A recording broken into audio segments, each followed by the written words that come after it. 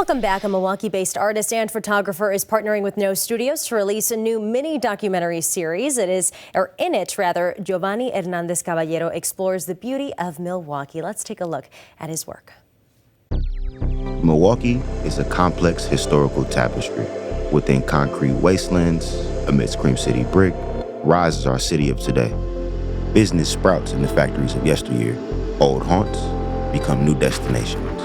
In this series, we speak to artists whose work was woven by this landscape and trace the thread back to this new Milwaukee.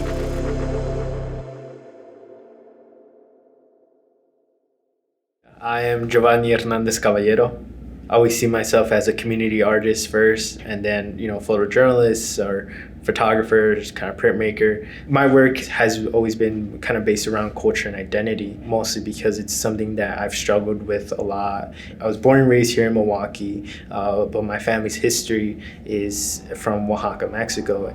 My parents, my grandparents, my great-grandparents are all indigenous people called Mixtecs. What does it mean to grow up here in Milwaukee, but also for your culture and heritage to date back to before the Aztecs?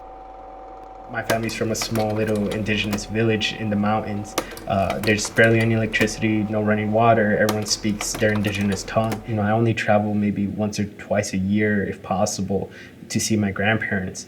One of my biggest fears is that when I come back the next year, there's no one there anymore. I think about that all the time. And I think that's why I also really gravitated towards film. So when I create a photo and have this physical object of that moment, and when I go in the darkroom and make that print of that moment, I know that that print will live forever. It's gonna live past me. I create this archive of my family, my village, and my community.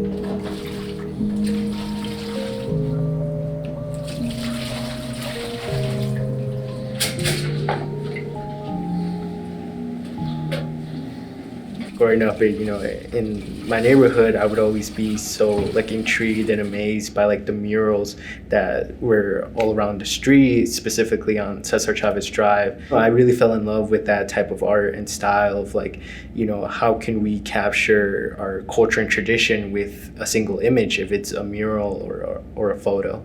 When I first thought about this project, I knew I wanted to be focused on young community members here in the neighborhood. For me, it has always been, creating work about my community, for my community, and for them to also take that chance with me and be like, okay, he's a young artist, he's just starting off, let's give him those opportunities.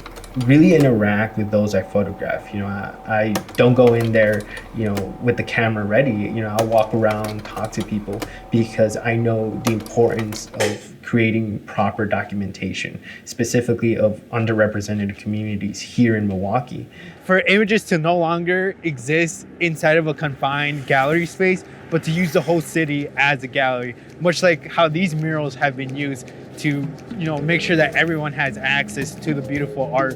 And I know for me, something that it's always in the back of my mind is, winning a Pulitzer Prize for photojournalism. I always tell myself, I'm going to be able to do that and bring that back here to Milwaukee. I feel like I would achieve such a major milestone for my family.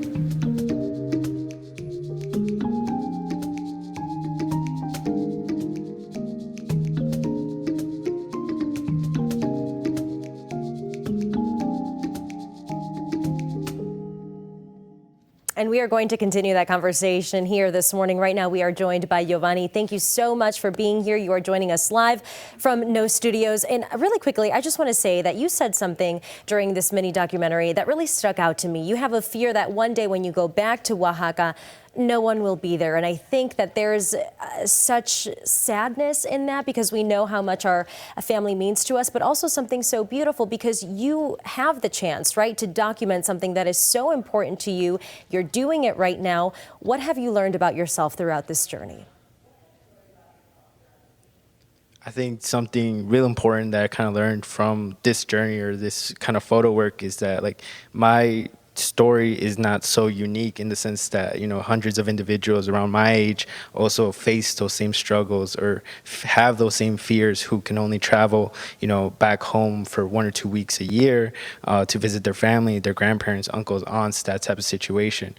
So for me, the ability to capture, you know, these moments through photography and hopefully, you know, share that experience with other individuals who may not understand that or have those experiences. Yeah, absolutely. And that kind of goes into my next question here. You are a first-generation American. Do you think that that allows you to see your community, see the world, whether that be Milwaukee or Mexico, in a different way? For me, it's mostly kind of like growing up in this like bicultural setting of being heavily tied to my traditional family values, you know, things that my family have passed down for generations, you know, our indigenous roots, but also being the first in my family to kind of grow up in the U.S., grow up in Milwaukee, understand, you know, pop culture, or even knowing English, you know. That's something that has now influenced me a lot in the ability to, you know, speak with my friends and switch between Spanish and English at an instant, because we all grew up like this. And, you know, I just love to tell that through, you know, some of the photo story work I do. Yeah, absolutely. Definitely can relate to that Spanglish part of our communication that we kind of fell into. One of your goals here is to be awarded a Pulitzer Prize for photojournalism. What about someone's story catches your attention?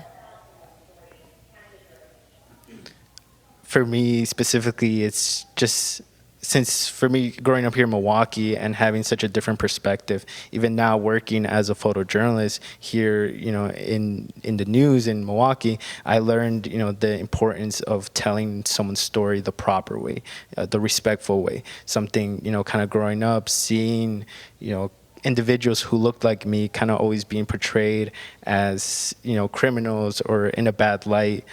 For me, that goal was always like, okay, like how can I show the beauty of Milwaukee's south side, of Milwaukee's north side, you know, something that shares the diverse culture that, you know, this city has. Absolutely, Jovanny, and I think the entire city of Milwaukee has your back. We are so proud of you, of all the work that you've been doing.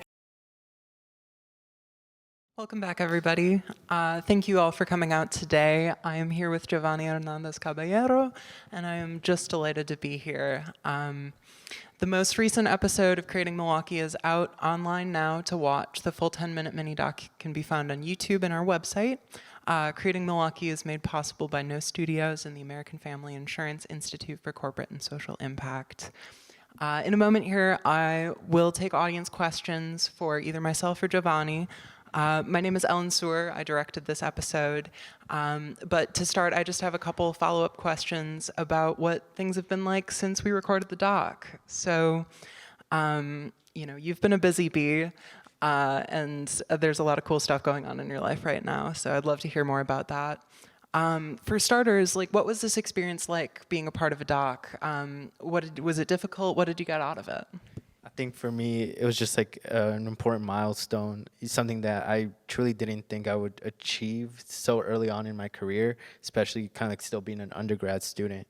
I was, you know, I always had like these ambitions and goals for myself, but, you know, a lot of this I was expecting, okay, like 5 years after graduating, 5 years after I do this and that, but to kind of like my timeline to be expedited and, you know, things to just come up and all the vast opportunities, not only with this documentary, but everything I'm doing here around Milwaukee has truly been like just a great experience and blessing. I think it speaks to the quality of your work for sure. So in the process of creating this, we probably took over 2 hours of footage of interviews with you and other B-roll and walking about in the freezing cold in Walker's Point. So with the process of constructing a documentary, there's always things that have to get omitted. So if we had more time with you, is there anything that you wish to add to expand on what we covered here? I think probably like such a crucial part of the evolution of my work has been like my family.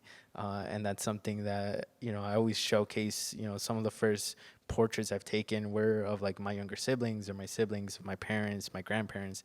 And, you know, that's always something that I truly appreciate and thank, you know, my parents for all like their sacrifices that they've given, you know, me and my siblings. And just to like kind of highlight them for for like just everything that they have given us. And something that seems like a through line through a lot of your work is this giving back. So with that, you've been busy. I saw your work out in the wild at the Grilled Cheese Grant. What have you been up to in the time since we filmed this? Yeah, probably the main thing was kind of going back home to Oaxaca to visit my family. And while I was there, got the opportunity to, just spend time with the local primary school and have like a week of teaching. And it was one of those like small experiences that will kind of live with me forever. Just the ability to work with, young kids and kind of introduce them to photography, to film photography, or do just fun projects. If it's drawing, painting, something that, I really do have a passion for, but don't have a lot of time to do. And then, not only just doing that, but also working on my BFA thesis project and taking that big risk of like, all right, let me do this all on film. Don't know if my images are going to appear until I get back to Milwaukee, and kind of putting everything into this project where it's like, this is going to be my final showcase for school, and not even thinking like if my images are going to appear, to doing more projects and like showcasing my work around Milwaukee. So when you were in Oaxaca recently, were you taking the images for your thesis? So they're still sitting on film. Have you developed them yet? Yeah, a lot of it I developed kind of like a month coming back, and now it's been in the works of like, okay, like framing them, enlarging them, that kind of situation. Kind of like 2 images that I have here up at No Studios were taken recently, when I was in Oaxaca, taken on film, and kind of seeing them now displayed, matted, framed, just seeing like, yeah, like this risk was worth it, because like these images are truly now one of a kind. I'm going to make you do a little self-promotion. When is your BFA show going up? Yeah, my BFA show is, the opening reception is May 6th at UWM's Kenilworth building. And then alongside of that, I also have the opening gallery reception for my artist in residency with Arts at Large. That is opening April 21st for gallery night here in Milwaukee. Congratulations. That's so exciting. Thank you. I think with that, I would love to open the floor to any audience questions, or if anyone wants to follow up, please raise your hand and Lodi can bring you a mic. Any thoughts?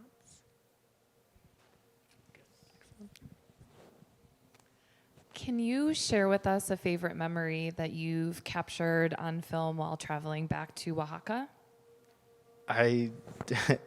Man, that's so difficult because I've taken so many images while over there. I think probably my favorite memory is a photo I took back, I want to say my junior year of high school. And this was kind of like the first time I started doing photography, and took a camera with me. And I remember capturing this portrait of my grandfather, in black and white. And I remember coming back with this image showing like my high school photo teacher and like my teachers, and they were just awed and like amazed by this portrait. And I think that's also kind of like one of those key moments that like solidified like maybe this is my path in life. Like maybe this is something that I'm meant to do. And now that image for me remains as like my top image ever, even though only a few people have seen them. Yeah. This one? Yeah. I remember being really taken by that when you sent over the assets. I was like, okay, that has to make it into there. Anybody else?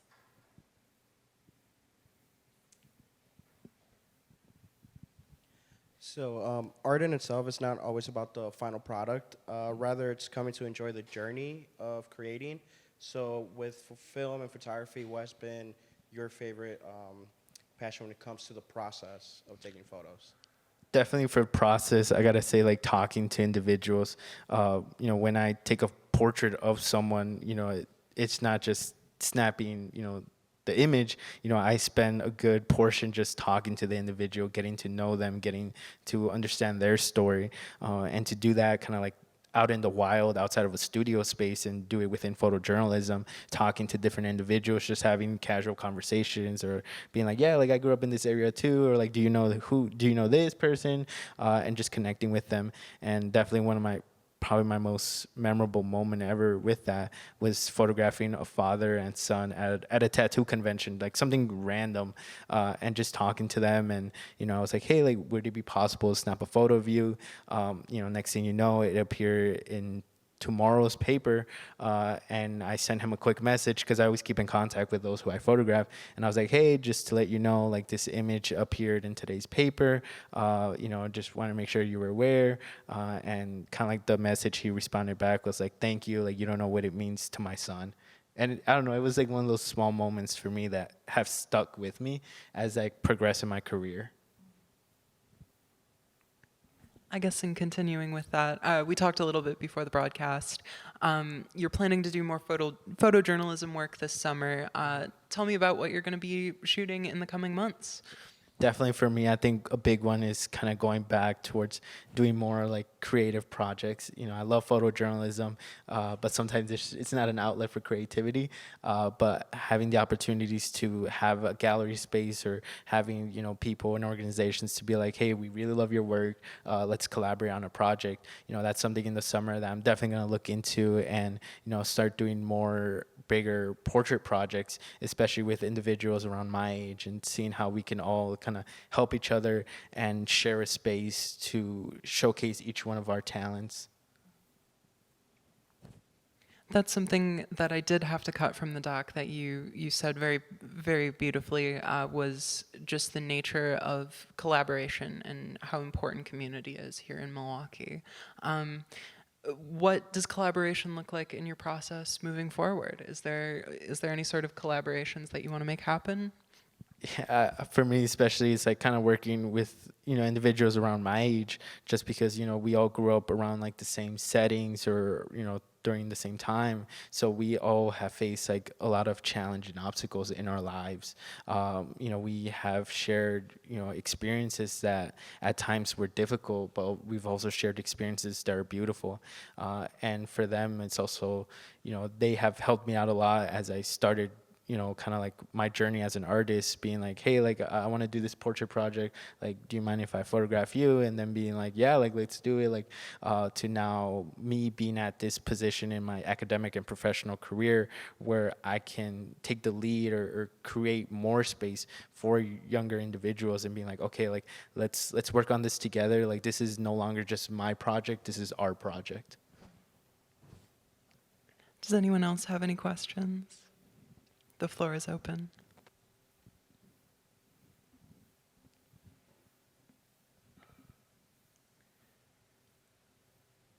All right. I think with that, we'll probably wrap things up here, unless you have any last thoughts. Okay. Thank you again, Jovanny. Everybody give it up for Jovanny. Thank you. Milwaukee's a better place with you here. Thank you so much for your gratitude with your time and sharing your story so freely. You were an absolutely perfect subject. I couldn't have asked for anyone better to cut my directing teeth with. So, and another big thank you to No Studios and the American Family Institute for Corporate and Social Impact, who makes this series Creating Milwaukee possible. Check out the full 10-minute mini doc on youtube.com/nostudiosmke. It's also on our website. The release dates are pending, but we have 3 more episodes coming this year with very exciting artists. And a sincere, heartfelt thank you to Will and Marshall, partners in crime, who without this series would not be the same. So, and thank you all for coming out today. We'll be around if you'd like to say hello, catch up, and ask any sort of follow-up questions. But thank you all for coming out, and have a lovely rest of your afternoon.